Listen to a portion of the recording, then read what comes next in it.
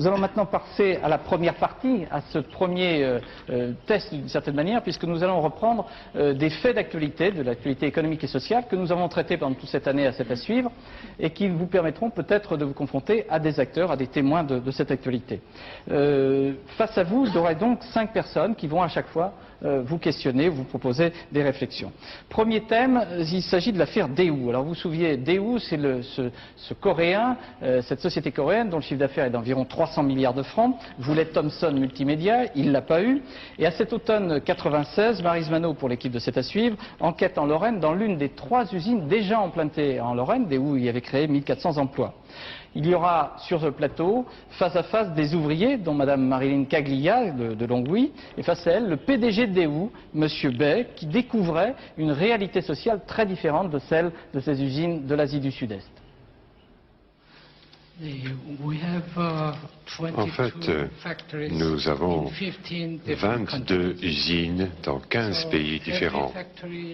Et il y a beaucoup de choses qui se passent dans chaque usine. Moi, je n'en connais pas tous les détails. Ce soir-là, le PDG de Daewoo découvre sur notre plateau les reproches que lui adressent ses salariés français. 3 usines en Lorraine ont essuyé les plâtres de la gestion à la coréenne.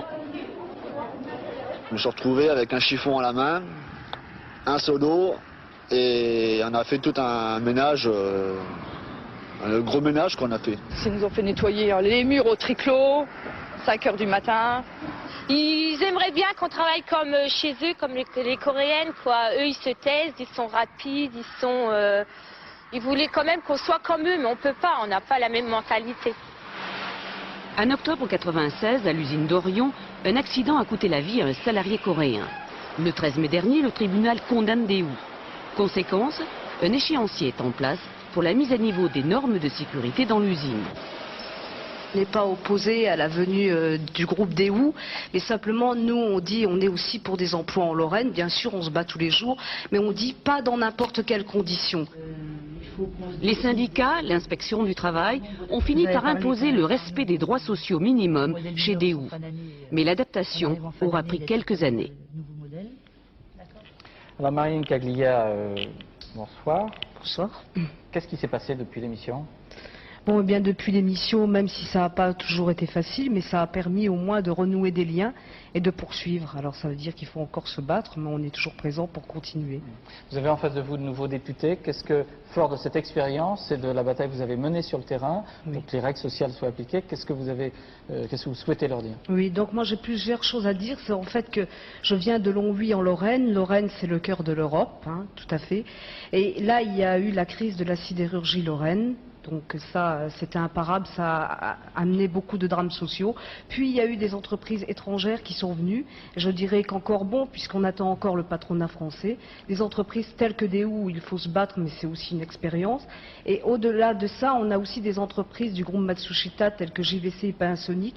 Et là, on est complètement en colère, puisque JVC vient de délocaliser, donc au profit de l'Écosse, pour une plus grande flexibilité, des salaires moindres, etc. Ça fait quand même 243 personnes en mois, et aussi vient de délocaliser en partie vers la Hongrie par rapport à Panasonic, et aussi il y a une crainte de fermeture de cette usine, ce qui ferait moins 150 emplois. Donc moi j'ai des questions à vous poser, vous êtes nouvellement élu, donc félicitations, mais ça veut dire qu'il y a du travail à faire, et les questions sont de cet ordre-là. À quand un code du travail européen correct pour tous et non bas de gamme, et à quand des règles communes en fait pour éviter cette loi de la jungle? C'est aussi simple que ça, mais ça mérite des réponses concrètes et du travail. Alors chacun peut s'exprimer. Oui, Gilles, moi je suis d'accord avec vous, madame, parce que la mondialisation et le développement économique, ça ne veut pas dire la précarité sociale et la loi de la jungle. Et voyez-vous, puisque tout à l'heure M. Sérian parlait de notre expérience, moi, j'ai commencé mon expérience professionnelle dans une entreprise américaine qui s'appelait le groupe ITT. Eh bien, il était plutôt à la pointe de la gestion sociale. Et je trouve que ce qu'on voit là est parfaitement inacceptable. Et la mondialisation ne doit pas vouloir dire précarité sociale. je crois, puisqu'on parle beaucoup de l'Europe, il y a un formidable défi pour notre pays d'exporter le modèle social français et de le proposer notamment à ces nouvelles démocraties de l'Est qui s'ouvrent à la démocratie. Oui, mais comment comptez-vous faire concrètement? Parce qu'en attendant, nous, JVC, ça fait de l'emploi en moins, Panasonic aussi, et puis là, c'est très local, quoi. Mais aussi, je voudrais dire qu'on ne cherche pas à opposer des salariés d'un pays à un autre. Bien entendu. Parce qu'il est bien entendu que tout le monde cherche un travail. Mais en fait, bon, c'est une solution, et comme je le disais, des règles communes à trouver. Mais vous me dites que c'est bien, mais moi, je voudrais la solution concrète. Monsieur Clary, est-ce que vous avez vu ce genre d'expérience, par exemple? Oui, justement, je crois que le témoignage est émouvant. Les bons sentiments ne suffiront pas. Et nous, Français, nous avons une responsabilité toute particulière pour éviter des reculs de civilisation du fait de la mondialisation. Je vais prendre un exemple qui ressemble à celui de Vilvoorde et au vôtre aussi. C'est l'usine de batterie la plus moderne d'Europe qui se trouve à Nîmes. Fulmen, c'est ça, oui. Et qui a été acquise, voilà quelques années, par le groupe américain Exide. Contre l'avis d'ailleurs du Conseil de la concurrence, à l'époque où M. Balladur était à la fois dans le conseil d'administration, après avoir été président, Premier ministre.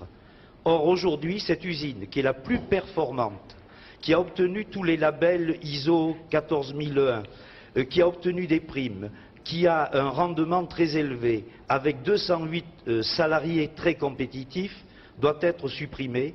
Et après avoir supprimé les usines dans les pays scandinaves, on veut supprimer cette usine de Nîmes délocalisée à Auxerre. On ne veut pas jouer une famille de Nîmes contre une famille d'Auxerre, contre une famille de Vierzon. Mais question, il faut partout. Monsieur Clary, qu'est-ce qu'on peut faire? On ne peut pas interdire à des gens qui détiennent des capitaux à l'extérieur ou à des patrons de délocaliser leurs usines. Ils font ce qu'ils veulent avec leur argent. Non? Eh bien, je crois que les nouveaux élus sont au pied du mur à l'Assemblée nationale. Mon groupe, notamment, avait proposé une loi dissuadant de délocaliser. Pourquoi ne pas essayer? Et c'est d'ailleurs ce qu'attendent les salariés. Ils n'attendent pas d'ailleurs les pieds en ayant voté et en nous déléguant tout. Je crois que c'est ensemble qu'il faut que nous poursuivions. Il y a demain une journée nationale d'ailleurs européenne avec les travailleurs qui sont réunis à Paris. C'est un moyen de conjuguer les efforts à la fois des travailleurs et en même temps des élus que nous sommes. C'est que le président de l'Assemblée nationale, il y a un chronomètre à chaque fois. Je crois qu'avant tout, c'est une volonté politique, si vous voulez. Si déjà, dans l'Europe, les pays qui concernent l'Europe ne se mettent pas d'accord sur la volonté de l'Europe sociale, nous n'arriverons à rien. Si vous vous souvenez, il y a quelques jours, à Malmö, vous avez vu M. Jospin et M. Tony Blair. Il me semble qu'ils ne sont pas du tout d'accord sur le principe même, si vous voulez, de l'Europe sociale. Certains veulent dire il faut fonctionnariser un peu plus, et Tony Blair dit non. Moi, j'ai un discours totalement différent. Concrètement, sur ces cas précis, comment faire? Si vous n'êtes pas d'accord déjà entre nous, si vous voulez, en l'Europe, on ne peut pas. Donc il faut d'abord que l'Europe ait une volonté politique pour que l'on puisse se retrouver avec les mêmes frais et les mêmes charges éventuellement. Monsieur Grasset, en tant que préfet, vous avez certainement eu à connaître ce genre de cas d'usines qui s'en vont, qui arrivent. Est-ce que vous pensez qu'il faut légiférer et est-ce qu'on peut protéger, d'une manière ou d'une autre, certaines usines pour qu'elles ne partent pas? Je pense qu'il faut effectivement légiférer d'une façon ou d'une autre, peut-être de façon relativement pragmatique, mais on assiste quand même finalement à une sorte de chantage permanent, que ce soit l'emploi, que ce soit l'environnement, envers des ouvriers qui sont relativement mal armés pour lutter contre ces délocalisations. Je pense qu'il faut effectivement légiférer, pas au niveau français car c'est un trop petit marché, mais au niveau européen, et très rapidement mettre en place ce code social européen. Monsieur Marchand, Madame Rivasi, parce qu'en général les écologistes disent nous on n'est pas là uniquement pour parler des légumes et du nucléaire, on s'intéresse à tous les problèmes. Sur ces cas très précis de délocalisation, quelle est votre analyse? Moi j'avoue que je suis assez pessimiste. Parce que je trouve qu'on a une réalité très dure. Il faut créer l'Europe sociale. Moi j'entends, on dit, mais pour l'instant l'Europe sociale on ne l'a pas créée. Donc il faut se mettre d'accord aussi. En France, est-ce qu'il y a un code social? Parce qu'il y a aussi des gens qui font 40 heures, qui font 45 heures. Il n'y a pas une situation en France qui est idéale. Et dire on a un modèle super, mettons-le au niveau de l'Europe, je ne suis pas persuadée qu'il est super en France, pour beaucoup de gens. La deuxième chose, c'est que je crois qu'il faut créer une Europe sociale et puis d'un point de vue international se battre là-dessus parce que je vois mal comment une entreprise, on peut l'empêcher de se délocaliser. À ce moment-là, il ne viendra pas en France. À l'heure actuelle en Europe, c'est l'Irlande le pays clé. puisque vous n'avez pas de taxes professionnelles, vous avez les charges sociales les plus basses, la protection minimale, et que font les entreprises? Elles vont en Irlande. Donc, un, l'Europe, mais deux, d'un point de vue international, il va falloir se battre aussi, parce que c'est la planète entière qui est touchée par ce système-là.